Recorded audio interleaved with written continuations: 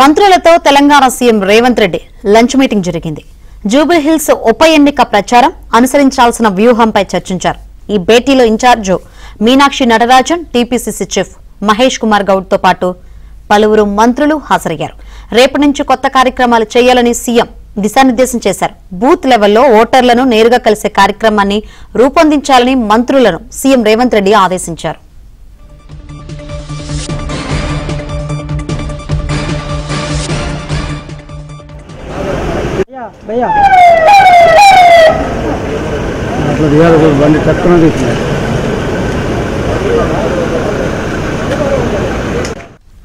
మంత్రులతో Telangana CM Revanth Reddy lunch meeting జరిగింది. జూబ్లీహిల్స్ ఉప ఎన్నిక ప్రచారం, అదేవిధంగా అనుసరించాల్సిన వ్యూహంపై చర్చించినట్లు సమాచారం అందుతుంది. మరిన్ని వివరాలు అందించేందుకు మా ప్రతినిధి సిద్ధార్థ సిద్ధంగా ఉన్నారు. సిద్ధార్థ,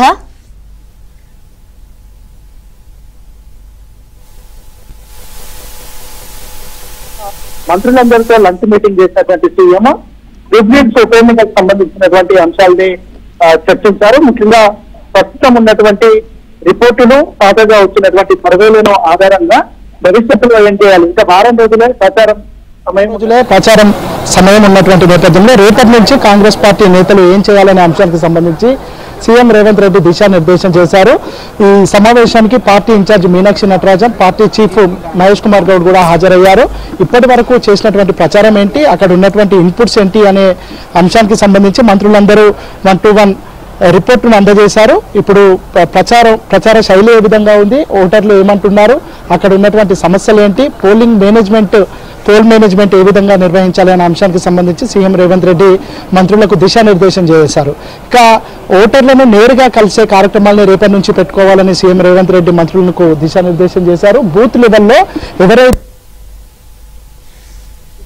సమస్యలతో కూడినటువంటి కొన్ని వీడియోలు తయారు చేయించాలి, వాళ్ళ స్టేటస్లుగా వాటిని పెడితే అప్పుడు ఉన్నటువంటి వాళ్ళ అంటే ఆ ఓటర్ కు సంబంధించినటువంటి వాళ్ళు ప్రభావితం అయ్యే అవకాశం ఉంది. దాంతో పాటుగా అక్కడ ఉన్నటువంటి సమస్యలు కూడా ఓటర్లకు తెలిసే అవకాశం ఉంది. కాబట్టి ఆ కార్యక్రమాన్ని ఈ రోజు నుంచి ఇంప్లిమెంట్ చేయాలని చెప్పారు. ఇక దాంతో పాటు ఆ బూత్ లెవెల్లో ఎవరైతే కీలకమైన నేతలు ఉంటారో, కీలకమైన వ్యక్తులు ఉంటారో వాళ్ళ ఇంట్లోకి వెళ్ళి అక్కడ టీ తాగి ప్రభుత్వం తీసుకుంటున్నటువంటి కార్యక్రమాలు, ముఖ్యంగా అభివృద్ధి కార్యక్రమాలు, సంక్షేమ కార్యక్రమాలని వాళ్ళకి వివరిస్తూ కాంగ్రెస్ పార్టీకి ఓటు వేయమని వాళ్ళను అభ్యర్థించడం ఇలాంటి కార్యక్రమాలు కూడా నిర్వహించాలని చెప్తా ఉన్నారు.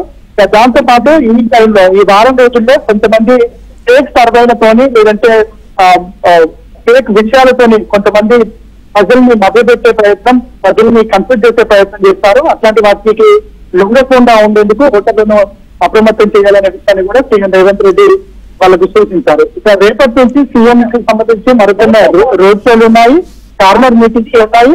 ఈ మీటింగ్లలో దాంతో పాటుగా మంత్రులు కూడా ఓటర్లను కలిసినప్పుడు ముఖ్యంగా ముస్లిం మైనార్టీ వర్గాల్లో ఇటు బీజేపీ, బీఆర్ఎస్ రెండు వేరు కాదు అనే విషయాన్ని కూడా వాళ్ళకు స్పష్టంగా చెప్పే ప్రయత్నం చేయాలనే విషయాన్ని కూడా సీఎం రేవంత్ రెడ్డి చెప్పారు. కమల్ కు అంటే కార్ కు ఓటు దాడితో కమల్ కు జయగా అనే విషయాన్ని ముస్లిం మైనార్టీ వర్గాల్లో విస్తృతంగా చర్చ జరిగేటట్టు చూడాలి అని సీఎం రేవంత్ రెడ్డి దిశానిర్దేశం చేశారు. ఇక కాసేపట్లోనే ఈ సమావేశం ముగిసే అవకాశం ఉంది. ఈ సమావేశంలో తీసుకున్నటువంటి నిర్ణయాలను రేపటి నుండి గ్రౌండ్ లో ఇంప్లిమెంట్ చేయాలనే అంశానికి సంబంధించి సీఎం రేవంత్ రెడ్డి దిశానిర్దేశం చేయనున్నారు. ఇక ప్రభుత్వం నుంచి వస్తున్నటువంటి ఇంటెలిజెన్స్ రిపోర్టు కానీ, సునీల్ కనుగోలు ప్రత్యేకంగా చేస్తున్నటువంటి సర్వేలు కానీ, వీటికి సంబంధించినటువంటి రిపోర్టును కూడా మంత్రులకు సీఎం రేవంత్ రెడ్డి వివరించారు. బయట జరుగుతున్నటువంటి ప్రచారాలను వేటి నమ్మవద్దు, కాంగ్రెస్ పార్టీ అక్కడ ఖచ్చితంగా గెలవగలిగే అవకాశం ఉంది. ఒక 30 నుంచి 40 వేల మధ్యలో మెజార్టీ వచ్చే అవకాశం ఉందనే విషయాన్ని కూడా సీఎం రేవంత్ రెడ్డి మంత్రులకు చెప్పారు. ఇక ఈ రోజు తీసుకున్నటువంటి నిర్ణయాలు రేపటి నుంచి ఇంప్లిమెంట్ అయ్యే విధంగా చర్యలు తీసుకోవాలి అని మంత్రులకు సీఎం రేవంత్ రెడ్డి దిశానిర్దేశం చేశారు.